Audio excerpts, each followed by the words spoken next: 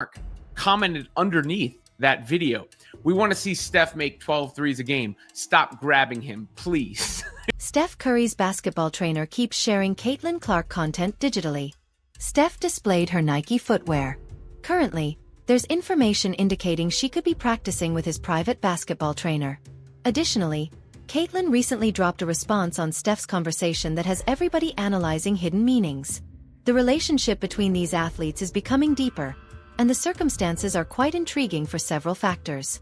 Before we examine this further, brief inquiry. If Caitlin Clark is genuinely practicing with Steph Curry's basketball trainer throughout the break period, does that transform her into an even bigger threat upcoming season, or is this simply break period excitement? Share your opinions underneath because this relationship is significant. Therefore, Caitlin Clark has been fairly engaged on digital platforms recently, which isn't abnormal for her. But she expressed something lately that grabbed everybody's focus and has individuals wondering about what's occurring privately. Steph Curry provided a conversation following a match where the Hornets were defending him like everything was at stake. And Caitlin responded to the footage. Her response: "We desire to watch Steph sink 12 shots per match. Stop holding him kindly." He has seen it, but Caitlin Clark commented underneath that video. We want to see Steph make 12 threes a game. Stop grabbing him, please. And she never really, she would say when something was a foul or to, a complaint to that ilk. But Caitlin hasn't come out and said, what they're doing isn't basketball. Currently, superficially, that's simply a supporter backing another athlete. But when you're Caitlin Clark and you express that particular response about that particular situation, individuals pay attention because holding and grabbing and physical interference on the outside has been among the major topics of Caitlin's WNBA journey thus far. Let's discuss what Steph genuinely expressed in that conversation because it's important. He was questioned if it troubles him being defended the method the Hornets protected him, and his answer was ideal. He stated there's a portion of him that resists it because it's not genuine basketball, but there's simultaneously a portion that's complementary because it demonstrates how much focus he requires and how it generates opportunities for colleagues. Does it bother you in any way being guarded the way they did in a regular season game? There's a part of you that fights it just because it's not real basketball, but there's also a part of it that's flattering. Just knowing that you demand that much attention, and also what it does to create shots for other guys on the floor. So, and I've seen it all, so I know if that's how they want to guard, how I can be effective, not let it take me out of the game, but also kind of use it to our advantage as a team. And then it's also funny at times just how egregious it is. There's one possession, I gotta find it. I'll actually get the footage. I actually stayed back in the backcourt a long time on purpose just to see how long Sion would stay with me. So that was a fun one. Yeah, there was a clip of Colin Sexton calling you when you left the court. Yeah, we both knew what we were doing. We were having fun. That expression, "it's not genuine basketball," is carrying significant weight there. Steph is tactfully expressing that when opponents turn to simply holding and grabbing and constant guarding rather than genuinely playing defense, it's not authentic basketball approach. It's panic disguised as toughness. And Caitlin Clark understands precisely what that experience involves, because she faced it regularly throughout her initial WNBA season. She was attacked more than any other athlete to begin the year. Opponents would dispatch 2 and occasionally 3 guards at her the moment she passed mid-court. She experienced grabbing, holding, contact, and shoving on almost every play. Caitlin Clark, and you get the attention that she does, you're going to get outsized defensive attention. In a rookie season, she was blitzed more to start that year than any team. A lot of that is strategy. They know what she can do. They know where she has the ball, all that stuff. But then there's part of it like trying to prove a point against her. And then, of course, when you want to rough up the other team's star, that's what coaches preach. If the refs are going to let you do it, you do it. It's something that became a point of contention across her WNBA career so far, with Stephanie White, who probably deployed that strategy with the Connecticut Sun, saying that too much contact is allowed on the perimeter. And that's a thing across the WNBA, and it became a theme across the WNBA. But, Caitlin is allowed to be grabbed and held and all those things. Even to the point where I remember there was a broadcast where Rebecca Lobo pointed out, like, there's a foul, and there's a foul, and there's a foul, like Oprah. Some of that represents valid defensive approach. When you're competing against the top shooter in the competition, you modify your protection, but some of it went beyond the boundary into the type of contact that would receive whistle calls in any other situation. And the WNBA officials simply allowed it to occur. Stephanie White, who's currently leading Caitlin in Indiana, but was leading against her in Connecticut previous season, even acknowledged that excessive contact is permitted on the outside across the competition. Rebecca Lobo conducted a transmission where she identified numerous uncalled violations on Caitlin in quick sequence, like she was Oprah distributing vehicles. You receive a violation, you receive a violation, you receive a violation. But Caitlin personally has been comparatively silent about it openly. She's objected about particular plays like the Kennedy Carter shoulder impact that was clearly not a basketball action. But she hasn't officially stated the method she's defended isn't genuine basketball. She hasn't transformed it into a public campaign the method some other athletes and leaders have. Therefore, when she responds on Steph's conversation expressing, "Stop holding him," that appears meaningful because she's not simply defending Steph. She's advocating for herself without directly making it about herself. It's a clever, tactful method to express her position without appearing like she's complaining or requesting for preferential handling. And truthfully, she's correct. Individuals do desire to watch Steph sink 12 shots per match. That's why he generates jersey sales and fills venues and has signature footwear that individuals queue to purchase. His shooting is what makes him unique. And when opponents turn to simply holding him to prevent that, it makes the match inferior for everyone observing. The identical reasoning applies to Caitlin. Individuals desire to watch her shoot from 30 feet and connect step-back shots and execute impossible assists. That's what makes her unique. That's why attendance multiplied when she competed. That's why her matches received nationwide TV broadcast. When opponents simply assault her and officials don't whistle it, the entertainment declines. The WNBA has strangely presented excessive toughness as a point of pride. Like somehow permitting more contact makes the competition stronger or more valid. But that's inverted reasoning. The NBA doesn't permit that degree of holding and grabbing, particularly because they desire their celebrities to perform. They recognize that individuals watch to observe offensive excellence, not defensive assaulting. Kelsey Plum has objected about this.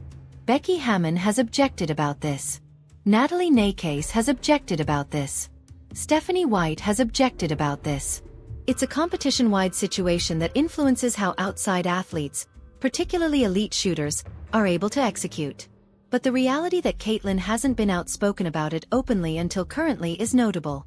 She's been tactful, likely because she recognizes that objecting about officiating can make you appear weak or like you're creating justifications. But responding on Steph's circumstance provides her safety to express the identical position without it being directly about her. Currently, let's discuss the other relationships between Caitlin and Steph that have individuals wondering. Steph displayed Caitlin's Nike footwear lately.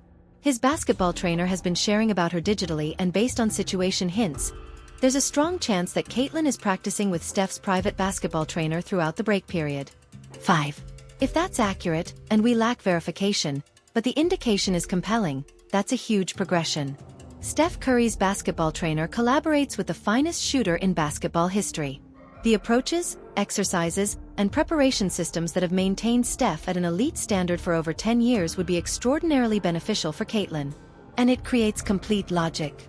Caitlin is already the top shooter in women's basketball, but if she can polish her fundamentals even more, enhance her shot readiness, and incorporate new components to her performance based on what succeeded for Steph, she becomes even more dominant. The relationship between them also creates logic from a marketing viewpoint. Nike has committed substantially in both of them. They're both smaller guards who transformed how individuals consider shooting distance. They both encounter similar defensive focus and physical interference. The alignment is clear. Steph has consistently been encouraging of women's basketball. He's discussed his daughters competing and how he desires them to observe inspirations in the WNBA. Caitlin represents the type of athlete who could motivate the following generation, The method Steph motivated children to begin shooting from the emblem.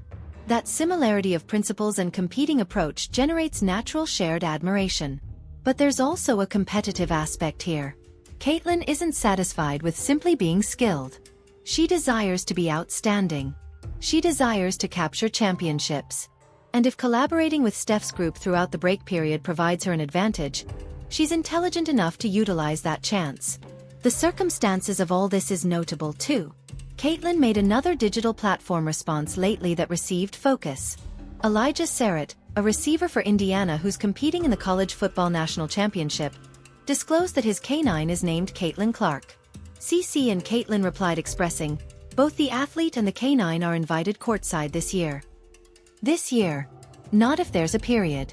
Simply a relaxed verification that matches are occurring. She's assured the CBA discussions are going to resolve and the WNBA period is advancing as scheduled. And she's likely correct because she's the largest influence factor the athletes possess. The complete reason WNBA athletes are in position to discuss for substantial increases is because of what occurred throughout Caitlin's initial period. Attendance skyrocketed. Viewership standards demolished. Product sales went beyond expectations. Business supporters who disregarded the WNBA for years suddenly desired participation. That's all because of Caitlin and the focus she delivered to the competition. Therefore, when she states there's going to be a period this year, that holds significance. Because if Caitlin believed there was a genuine possibility of no period, she'd be more cautious with her phrasing. The reality that she's informally welcoming individuals to courtside matches indicates she understands something the audience doesn't about where those discussions stand. Caitlin presented at the USA basketball training recently and stated none of the CBA material counts if they're not competing. She labeled it the most significant moment in WNBA history and stated athletes need to advocate for what they support, but also negotiate on other matters. That's remarkably developed and realistic for someone in their second year. But it also demonstrates the situation that Caitlin comprehends her standing. She's the propelling energy behind the athlete's influence.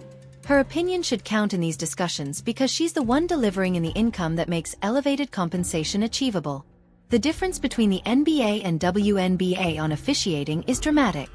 The NBA has situations with athletes exaggerating and acting contact that isn't present. The WNBA has the reverse challenge where authentic contact gets disregarded. 6.